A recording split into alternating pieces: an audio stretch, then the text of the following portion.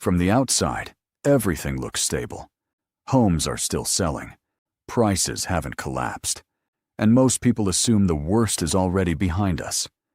But here's the contradiction. Housing markets don't break when prices look weak. They break when incomes disappear. And right now, across multiple U.S. cities, a silent shift is already happening. Layoffs, hiring freezes, corporate slowdowns. Individually, they seem manageable. But together, they form something much more dangerous. A chain reaction, one that starts with jobs and ends with housing. Most people think housing crashes start with real estate. They don't. They start with income, because behind every mortgage, there's a paycheck. And when that paycheck becomes uncertain, everything changes. First, layoffs hit specific industries. Then confidence drops, spending slows, households begin to stretch, and eventually, the housing market feels the pressure. Today, we're taking a journey through 10 U.S. cities where that pressure is already building. Each one looks strong on the surface. But beneath that strength, there are cracks forming. And as we move up the list, those cracks become more serious, more systemic, and harder to ignore. If you've been watching real estate, following the economy, or simply trying to protect where you live or where you invest, this is the video you need to see right now. Because the warning signs are already there. Most people just aren't looking in the right places. We start at number 10, Nashville. And if you've been there recently, you understand why people are so optimistic. New construction everywhere you look, a skyline that changes every few months, restaurants, music venues, corporate campuses. The city has an energy that feels genuinely unstoppable. Population growth has been consistent for years. Younger workers have arrived in waves. Major companies have relocated or expanded here. And for a long time, Nashville was held up as proof that a mid-size American city could reinvent itself into something much larger. But that growth has a foundation. And that foundation is shifting. A large portion of the city's expansion was driven by service industries, healthcare, and the remote work migration that reshaped American geography after 2020. Those forces are no longer operating at the same intensity. Hiring is slowing across key sectors. Corporate relocations are becoming more cautious. Higher interest rates have started reducing inbound demand, and the construction that made Nashville look so vibrant is now beginning to create a different problem: oversupply. Because when you build for a demand wave, and that wave starts pulling back, you end up with more inventory than buyers. The illusion is rapid growth. The weakness is dependency on continued expansion. And when growth slows, housing demand doesn't just stabilize, it weakens. Fewer new buyers are entering the system. Existing homeowners are left holding elevated prices in a cooling environment. Nashville isn't broken, but it's no longer the safe bet it appeared to be just 2 years ago. Number 9 brings us to Denver, and Denver became one of the biggest winners of the remote work boom for reasons that made complete sense at the time. Natural beauty, outdoor lifestyle, a growing tech presence, and suddenly, workers with coastal salaries realized they could live somewhere that felt like a permanent vacation compared to San Francisco or New York. Tech workers arrived in waves. Prices surged dramatically. Demand exploded across entire zip codes. Neighborhoods that had been overlooked for decades suddenly became competitive. But now, that same tech sector is under serious pressure. Layoffs across major companies, hiring freezes that have lasted months, reduced startup funding that has pulled investment out of the ecosystem entirely. And suddenly, the income base that was supporting those elevated prices becomes much less stable. Because those weren't just residents, they were high earners, people who could absorb premium pricing because their salaries justified it. When that group shrinks, the math changes. The illusion is a modern, diversified economy. The weakness is concentration in volatile sectors, and when those sectors contract, the ripple effects move fast. Fewer qualified buyers, more cautious lending, a market that begins to stall from the top down. Denver still has real strengths, but the gap between its current prices and its current income trajectory is starting to widen in a way that should make anyone paying attention uncomfortable. Number 8. Phoenix. And few cities in America grew as fast or as visibly as Phoenix did during the pandemic era. It became a destination for migration from California, for remote workers seeking lower costs, for retirees, for investors looking for yield in a city with momentum. Driven by what appeared to be a perfect combination of affordability, population growth, and economic expansion. But rapid growth often hides structural fragility, because much of that demand was temporary. Low interest rates that made mortgages feel cheap. Pandemic relocation decisions that people made under unusual circumstances. Short-term economic expansion that may not represent a permanent new baseline. Now those conditions are reversing. Layoffs in key industries are beginning to accumulate. Inbound migration has slowed noticeably, and rising living costs have started to erode the affordability argument that made Phoenix attractive in the first place. The illusion was long-term structural demand. The reality is a demand spike built on conditions that no longer exist. And when demand fades in a market that built aggressively for that demand, prices don't hold. They adjust, sometimes gradually, sometimes not. Phoenix is already showing signs of that adjustment. Inventory is rising. Days on market are extending, and the buyer pool is thinner than it was. Moving to number 7. Atlanta. Atlanta is a city that has genuinely earned its reputation for economic diversity and opportunity. Multiple industries, a major airport, a historically lower cost of living that attracted both residents and companies. And for years, it represented something rare, a large American city that felt accessible. But that accessibility is shrinking, and it's shrinking in a way that creates serious structural risk. Wages are not rising at the same pace as housing costs. That gap, when it persists long enough, becomes a breaking point. And layoffs in corporate sectors are beginning to appear across the Atlanta metro at a rate that should concern anyone watching the labor market closely. Because Atlanta's housing market depends on household stability, not just on the existence of jobs, but on the reliability of those jobs and the income they generate. When households are stretched, when the monthly budget becomes tight, they don't need a catastrophe to tip. They just need one disruption, one job loss, one unexpected expense, one financial shock that removes the margin they had been relying on. And suddenly, the ability to sustain homeownership disappears. The illusion is economic balance. The weakness is income mismatch. Atlanta has the infrastructure of a strong market, but the households inside that market are under more pressure than the surface numbers suggest. We're halfway through the list, and the pattern is already clear. Every city we've visited looks solid from a distance, and every one of them has something fragile underneath. Now we move into the top half of the ranking, where the risks become more concentrated, more consequential, and harder to explain away. Number 6. Austin.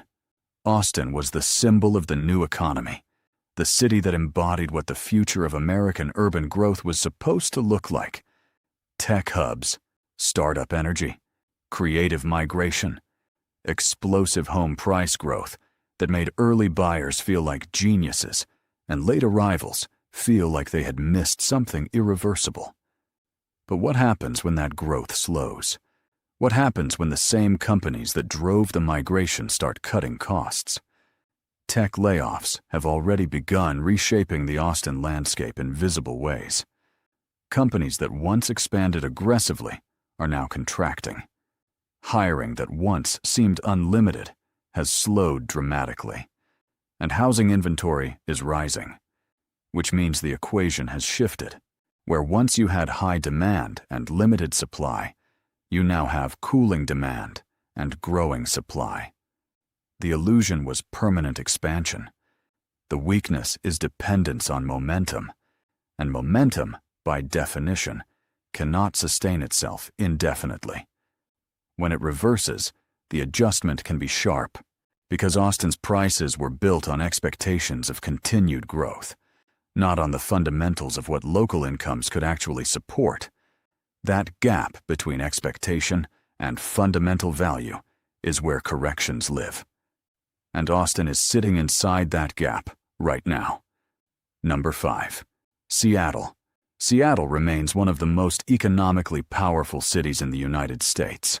High salaries, major global employers, institutional strength that most cities would trade anything to have. And on paper, the risk here looks lower than anywhere else on this list. But that strength comes with a specific kind of exposure that most analysts underestimate. Because when a city's economy is built around a small number of very high-paying industries, it becomes extraordinarily sensitive to downturns in those industries. Layoffs in tech don't just affect individuals, they affect entire neighborhoods, entire price brackets, entire sections of the city where the housing market was essentially calibrated to six-figure incomes as a baseline requirement. The illusion is stability through concentrated wealth. The reality is concentration risk operating at scale. And when that risk materializes, when the tech sector contracts in a meaningful, sustained way, the correction doesn't stay contained. It spreads through the housing market like a signal, moving through a system wired to carry it. Seattle's strength is real, but it is also the source of its most significant vulnerability. Number 4. Dallas. Dallas is one of the largest, most economically active metropolitan areas in the entire country, and its size has always been part of its appeal to investors and residents alike. Because a big, diverse economy is supposed to be resilient, supposed to absorb shocks, supposed to protect against the kind of industry-specific downturns that can hollow out smaller cities. But scale doesn't eliminate risk. In many ways, it spreads it. Corporate layoffs across multiple sectors are beginning to appear across the Dallas metro simultaneously, and housing supply continues to grow at a rate that assumes demand will remain strong. The illusion is resilience through size. The weakness is exposure across multiple fronts at the same time, because when multiple industries slow simultaneously, the impact doesn't average out. It compounds, and housing markets don't respond to compounding pressure gradually. They respond in waves. First hesitation, then stagnation, then correction. Dallas is currently somewhere between the first and second stage, and the third is not as distant as most people want to believe. Number 3. San Diego. San Diego is one of the most desirable places to live in the United States. The climate, the coastline, the lifestyle that people will genuinely sacrifice financial logic to access. And that desirability has supported prices even when the economic fundamentals would otherwise have suggested restraint. But desirability doesn't override math indefinitely. Housing costs in San Diego are among the highest in the country, and that level of expense means that even small disruptions in income have outsized consequences. Layoffs don't need to be massive to matter here. They just need to affect enough households. Because when affordability is already stretched to its limits, there is no buffer. There is no margin for error. A household that is spending everything it earns to maintain its housing situation cannot absorb a job loss, cannot absorb reduced hours, cannot absorb an income disruption of any meaningful scale. The illusion is premium market stability. The reality is financial sensitivity that hides behind beautiful weather and strong demand signals. And that makes San Diego uniquely vulnerable, not because it lacks appeal, but because its appeal has pulled prices so far above what most households can comfortably sustain.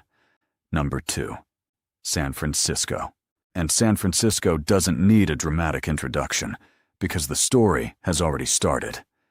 The early signs are not hypothetical. They are documented and visible. Tech layoffs that affected tens of thousands of workers across the Bay Area. Office vacancy rates that reached historic levels. Population shifts that moved high earners out of the city in numbers that changed the demographic math. And housing demand that is no longer guaranteed by the simple fact that San Francisco exists. For decades, the assumption was that San Francisco was different, that its importance to the global economy would always generate the kind of income concentration necessary to support its prices. And that assumption was not irrational, but it was fragile because it depended on a single economic engine continuing to operate at maximum intensity indefinitely. The illusion is global importance as a permanent shield. The weakness is over-reliance on a sector that is now under sustained structural pressure. When that engine slows, the effects are not buffered by other industries. They are felt immediately because the market had been priced for the engine to keep running at full speed. San Francisco is not finished, but it is adjusting. And the adjustment has further to go than most people currently acknowledge. Which brings us to number 1, New York City. And if you've heard everything so far and thought, well, none of this applies to New York, that reaction is exactly the point, because New York feels untouchable. Global finance, massive population base, a real estate market that has survived recessions, financial crises, pandemics, and structural shifts of every imaginable kind. Endless demand from domestic and international buyers, the kind of market that people point to when they want to argue that certain cities simply don't follow the same rules. But even here, the same pattern exists. Layoffs in finance, media, and technology are accumulating. The cost of living has pushed household budgets to their absolute limits. Increasing pressure on middle-income homeowners and renters is creating cracks in a system that looks solid from the outside. The illusion is infinite, guaranteed demand. The reality is dependency on continuous, uninterrupted high income flowing into millions of households simultaneously. And when that income weakens, even partially, even in specific sectors, even the largest markets feel it. Because scale doesn't protect you from risk. Scale amplifies everything, including the downside. New York's strength is real and should not be dismissed. But the assumption that it is permanently immune is the same assumption that preceded every previous stress event in its history. At this point, the pattern becomes impossible to ignore. Different cities, different industries, different price points, and demographic profiles. And yet the same underlying structure appears in every single one. Housing depends on income. Income depends on stability. And stability, right now, is being quietly tested across the entire country. This is no longer about any individual local market. It is about a broader, connected shift. One that links labor markets directly to housing risk in a way that most real estate conversations still fail to address. Because most real estate conversations focus on inventory, interest rates, and price trends. And those things matter. But they are downstream from the real variable, which is whether the people inside these markets can continue to afford to be there. So what is the actual lesson from everything you've just heard? Housing doesn't collapse because homes lose value in the abstract. It collapses because people lose the ability to pay for them. Every city on this list pointed to the same fundamental rule. No income stability means no price stability. And right now, that income stability is under pressure in ways that the headline numbers don't always reflect. The risk here is not necessarily immediate collapse in every market. It is gradual, compounding pressure. The kind that builds quietly beneath the surface. The kind that most people dismiss until the evidence becomes so obvious that acting on it early is no longer an option. Because by the time a housing market correction is visible and widely acknowledged, the window to prepare has already closed. The question you should be asking is not where prices are today. The question is how secure the incomes are underneath those prices, because that is what determines what comes next. If this gave you a new way of thinking about what's actually driving housing risk right now, leave a comment below. Tell us which city concerns you most and why, because this conversation is just getting started.